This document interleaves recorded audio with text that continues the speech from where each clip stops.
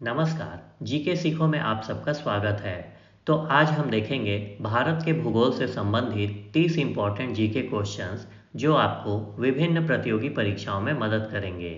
तो बढ़ते हैं क्वेश्चंस की तरफ। क्वेश्चन नंबर 1, अरुणाचल प्रदेश राज्य कितने देशों की सीमाओं से लगता है? आंसर होगा 3। क्वेश्चन नंबर 2, जम्मू कश्मीर राज्य कितने देशों की सीमाओं से लगता है? आंसर होगा 3। क्वेश्चन नंबर 3, भारत और अफगानिस्तान के मध्य खींची गई रेखा को किस नाम से जाना जाता है? आंसर होगा डूरंड रेखा।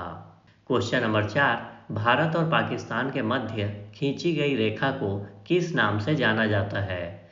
आंसर होगा रेड क्लिफ रेखा। क्वेश्चन नंबर 5, भारत और चीन के मध्य खींची गई रेखा को किस नाम से जाना जाता है? आंसर होगा मैकमोहन रेखा।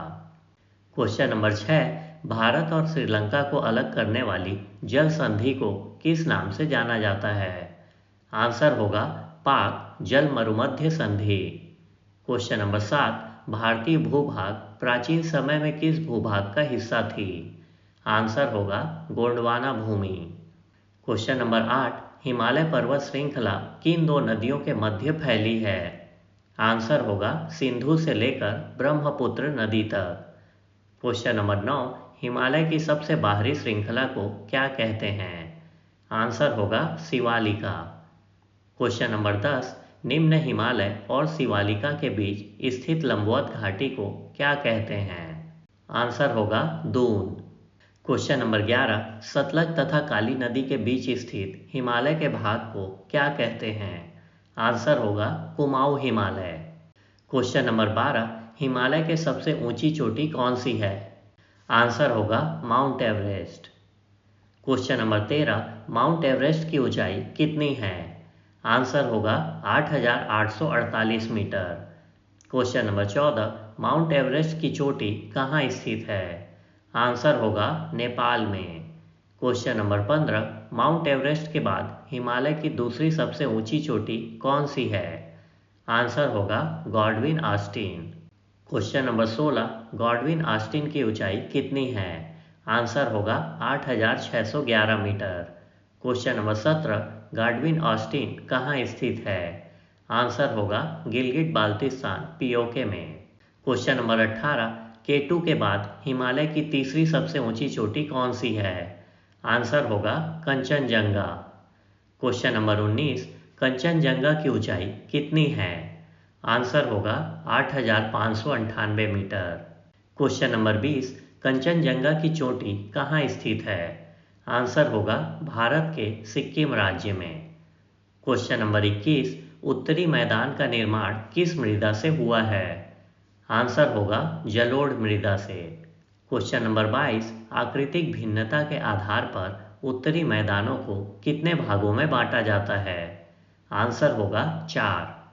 क्वेश्चन नंबर 23, उत्तरी मैदानों को किन 4 भागों में बांटा जाता है? आंसर होगा भाबर, भांगर, तराई, खादर। क्वेश्चन नंबर 24, भाबर किसे कहते हैं? आंसर होगा नदियों के निक्षेपण से निर्मित उत्तरी मैदान वाले क्षेत्र को। क्वेश्चन नंबर 25, भांगर किसे कहते हैं?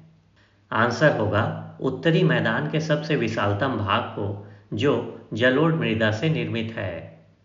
क्वेश्चन नंबर 26, तराई किसे कहते हैं?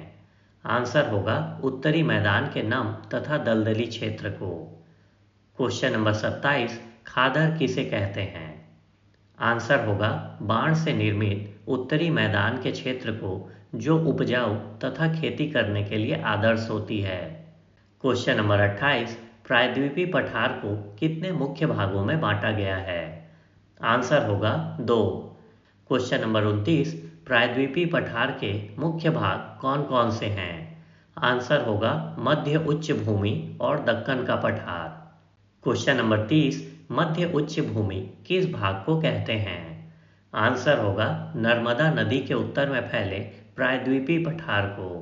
अगर आप इन क्वेश्चंस को बाद में पढ़ना चाहते हैं या अन्य विषयों के क्वेश्चंस देखना चाहते हैं तो आप हमारे वेबसाइट gksikho.com पर जाकर भी देख सकते हैं। वीडियो अच्छी लगी हो तो लाइक, शेयर और सब्सक्राइब जरूर करिएगा। धन्यवाद।